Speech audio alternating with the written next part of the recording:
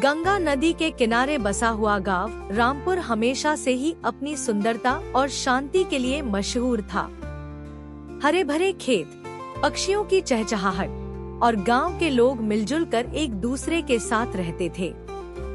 इन सभी में रामू और मोहन की दोस्ती गांव भर में सबसे गहरी और मशहूर थी। दोनों ही एक दूसरे के सुख दुख में साथ खड़े रहते थे।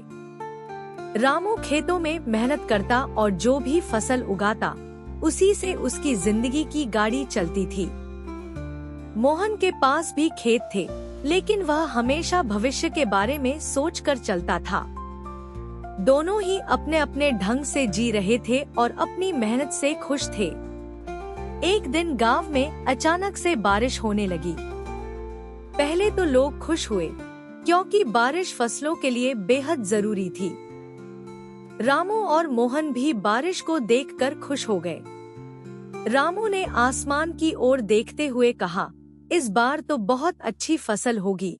मोहन, भगवान ने हमारी सुन ली।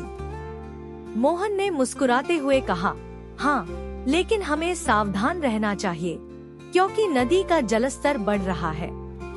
अगर बाढ़ आ गई तो बहुत नुकसान हो सकता है।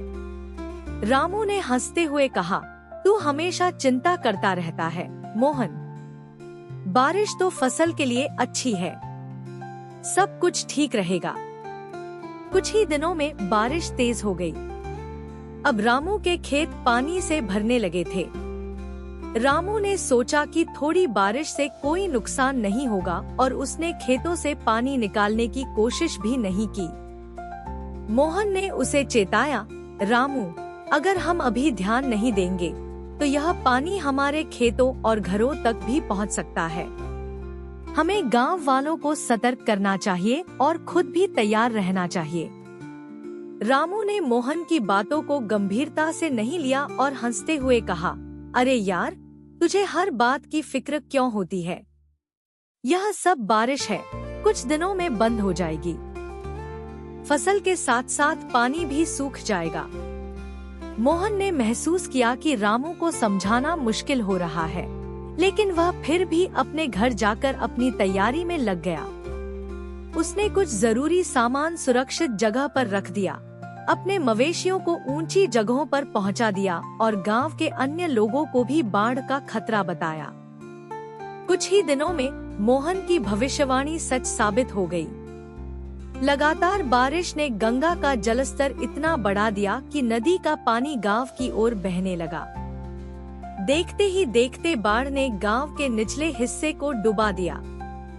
रामू के खेत और घर भी पानी में डूब गए। बाढ़ का पानी तेज था और लोगों को सुरक्षित स्थानों की ओर भागना पड़ा। रामू को अब अपनी गलती का एहसास हुआ, लेकिन बहुत देर हो चुकी थी। उसके पास तैयारी करने का समय नहीं था और उसका सारा सामान पानी में बह गया। उसने अपने मवेशियों को बचाने की कोशिश की, लेकिन वह खुद भी पानी में फंस गया। रामू को कुछ समझ नहीं आ रहा था कि वह क्या करे। पानी लगातार बढ़ रहा था और उसकी जान को खतरा था। दोस्ती की असली परीक्षा। इसी बीच मोहन ने गांव वालों के साथ मिलकर लोगों को सुरक्षित स्थान पर पहुंचाना शुरू कर दिया। उसे जैसे ही पता चला कि रामू मुश्किल में है, वह बिना देरी किए उसकी मदद के लिए निकल पड़ा। मोहन ने अपने साथ एक मजबूत रस्सी और कुछ गांव वालों को लिया और रामू की खोज में निकल पड़ा।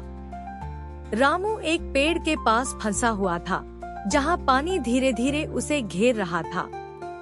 वह चिल्ला रहा था, मोहन, बचाओ, मुझे माफ कर दो, मैं तुम्हारी बात नहीं मान सका। अब मुझे समझ आ गया है कि तुम्हारी चेतावनी सही थी। मोहन ने रस्सी फेंककर रामू को पकड़ने के लिए कहा। रामू ने पूरी ताकत से रस्सी को पकड़ा और गांव वालों की मदद से मोहन ने उसे सुरक्षित जगह पर खींच लिया। रामू की जान तो बच गई, लेकिन उसने सब कुछ खो दिया था। उसकी फसल, मवेशी और यहाँ तक कि घर भी बाढ़ में बह गए थे। उसने मोहन की तरफ देखा और कहा, मोहन, तुमने मुझे बचा लिया, लेकिन मैं अपने अज्ञानता और लापरवाही की वजह से सब कुछ खो बैठा। अगर मैंने समय रहते तुम्हारी बात मानी होती तो आज यह स्थिति नहीं आती। मोहन ने रामू के कंधे पर हाथ रखते हुए कहा, रामू, गलती किसी से भी हो सकती है, लेकिन असली बात यह है कि हमने इससे क्या सीखा। अब हमें मिलकर इस संकट से बाहर आना है। गांव के लोग एक दूसरे की मदद करेंगे और हम फिर से खड़ा होंगे। पर एक बात याद रखना, समय की कदर करना बहुत जरूरी है। जो लोग समय रहते समझदारी से काम लेते हैं, वही मुसीबत से बच सकते हैं। रामू ने सिर झुकाकर मोहन की बात मान ली और ठान लिया कि अब वह कभी समय को हल्के में नहीं लेगा। मोहन ने उसकी मदद की और धीरे धीरे रामू ने फिर से अपने जीवन की शुरुआत की।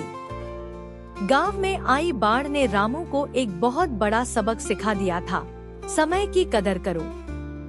जो लोग समय रहते सतर्क हो जाते हैं, वे जीवन के बड़े से बड़े संकट से भी सुरक्षित बाहर निकल आते हैं। रामू की यह कहानी गांव के सभी लोगों के लिए एक प्रेरणा बन गई कि कभी भी किसी मुश्किल को हल्के में नहीं लेना चाहिए और समय पर सही कदम उठाना बहुत जरूरी है।